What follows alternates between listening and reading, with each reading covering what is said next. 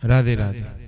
आज गंगा दशहरा के संदर्भ में माँ गंगा जी के प्रति, माँ गंगा जी के चरणों में समर्पित होकर के दो शब्द कहने का, सुनने का सौभाग्य प्राप्त हो रहा है। श्री रामचंद्र जी स्वयं रामभद्र गंगा जी की महिमा कहते हैं और तुलसीदास जी उसको वर्णन करते हैं। गंग सकल मुद मंगल मूला, सब सुख करन हरन सब सूला। श्री राम जय जय राम। स्वयं श्री राम जी कहते हैं, पतित पावनी गंगा जी, गंग सकल मुद मंगल मूला। पतित पावनी गंगा जी हर प्रकार के आनंद को प्रदान करने वाली, मंगल करने वाली। मंगल करने का मूल कौन है? गंगा जी। और क्या कहते हैं? सब सुख करनी हरनि भवसूल। हर प्रकार का सुख प्रदान करके आपके कष्टों को हरने वाली है। और माँ गंगा जी तो पतित पावनी है, सब प्रकार के पापों को नाश करने वाली। स्वयं राम जी जिनकी वंदना करते हैं, ऐसी माँ गंगा जी की माँ दशहरा के उत्सव पर महाराज गंगा जी की महिमा अनंत है। जो नित्य प्रति गंगा जल का आचमन करे, 100 कोस दूर से भी गंगा गंगा गंगा गंगा गंगा गंगा गंगा गंगा गंगा कह करके स्मरण करे, उसे भी विष्णु लोक की प्राप्ति होती। और महाराज गंगा जी की धारा का दर्शन करे, गंगा जी का दर्शन करे, केवल गंगा जी का स्मरण ही करे तो भी उसे भगवान के लोक की प्राप्ति होती है। गंगा जी का चिंतन करने वाला सदा ही भगवान को अति प्रिय है। और व्यास जी कह रहे हैं, अश्वमेधस्य यज्ञस्य फलम प्राप्नोति मानवः।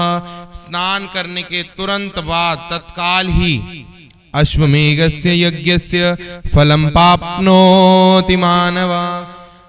क्या प्राप्त होता है? अश्वमेध यज्ञ का फल प्राप्त होता है। तो ऐसे व्यास जी के कहने पर विश्वास दृढ़ हो तभी आपको ये फल प्राप्त होता है। एक बार माँ पार्वती जी माघ मास में भ्रमण कर रही थी, गौरी शंकर भगवान भ्रमण कर रहे थे। तो माँ गंगा जी की महिमा में माँ गौरी जी कहती हैं, शंकर जी ये आपके भक्त कितने भाग्यशाली, जो भगवान श्री हरि के चरणों से निकली हुई आपके जटा में विराजमान माँ भागीरथी गंगा में स्नान करके पुण्यों के भागीदार बनते हैं और सब पापों का एक क्षण में नाश हो जाता है। तब शंकर जी ने कहा, बात तो आपकी ठीक है, लेकिन इस पे प्रैक्टिकल वर्क नहीं है। ये लोग मानते नहीं है। जिसे गुरु जी को तो मानते हैं, गुरु जी की बात को नहीं मानते। उसी प्रकार शंकर जी कहते हैं, ये लोग मानते नहीं है, ये विश्वास नहीं करते हैं। बिनु विश्वास भक्ति नहीं, तेई बिन द्रवई न राम। राम कृपा बिनु सपने जीवन लय विश्राम। बिना विश्वास के क्या है? कहा देखो अभी आपके सामने प्रत्यक्ष है। तो शंकर जी ने क्या किया, माघ में कई बार बारिश होती रहती है बीच बीच में, तो एक गड्ढा था बारिश के कारण हो रखा था, तो उसमें शंकर जी प्रवेश कर गए और वृद्ध स्वरूप बना लिया। सुबह का समय था तो उस समय उन्होंने कहा, अरे मेरी कोई रक्षा करो, रक्षा करो, मुझे इससे बाहर निकालो। लेकिन जैसे ही कोई आए तो कहे, रुको रुको रुको रुको, मैं बहुत पवित्र ब्राह्मण हूं, अगर तो आप में कोई पाप नहीं है, सब पापों का नाश हो चुका है, तो ही मेरे को स्पर्श करना। अब ऐसे ही कोई बात सुने तो भाग जाए। महाराज सुबह चली गई, दोपहर हो गई, संध्या बेला हो गई, तब भी मां पार्वती जी को शंकर जी कहते हैं, देखा तभी एक सीधा साधा भक्त है। सीधे साधे भक्तों में समर्थ है भगवान का दर्शन करने की, ये भी बात नोट कर लेना। तो शंकर जी का क्या हुआ, शंकर जी को देख करके उसने कहा, अरे वृद्ध गड्ढे में, तो उठाना चाहा। शंकर जी कहते हैं, रुको रुको रुको, तुम पापों से तो मुक्त हो ना, हम बड़े श्रेष्ठ ब्राह्मण हैं। अगर अब तुमने जीवन में कोई पाप नहीं किया है अथवा तुम पापों से निवृत्त हो तो ही हमें स्पर्श करना। तो जब ऐसा कहा तो शंकर उन्होंने कहा क्यों नहीं, इस पर क्यों नहीं हम पापों से मुक्त? अरे हमारी शिखा से तो अभी भी गंगा जल टपक रहा है, मुख में हमारे राम नाम है, हमारा शरीर पूरा भीगा पड़ा है गंगा जल से, और हम पवित्र नहीं होंगे तो और कौन होगा?